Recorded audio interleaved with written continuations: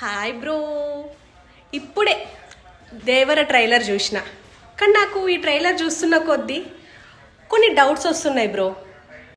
Trailer చూస్తున్నంతసేపు ఎందుకో ఇందులో father and sun ఉన్నారనిపిస్తుంది కదా.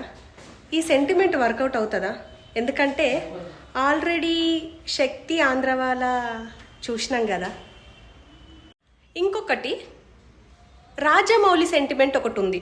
ఎందుకంటే రాజమౌళితో చేసిన హీరోలందరూ తర్వాత ఫ్లాప్తో ఉంటారు అని చెప్పి. త్రిబుల్ R తర్వాత కొరటాల శివ చరణ్కి ఆల్రెడీ ఫ్లాప్ ఇచ్చిండ్రు.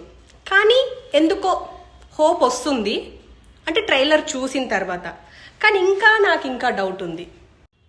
అనిరుద్ధ్ ఎరా నడుస్తుంది కాబట్టి హిట్ అవుతుంది అనుకోవాలా, లేకపోతే భారతీయుడు 2 ఫ్లాప్ అయింది కాబట్టి ఏమో చెప్పలేం.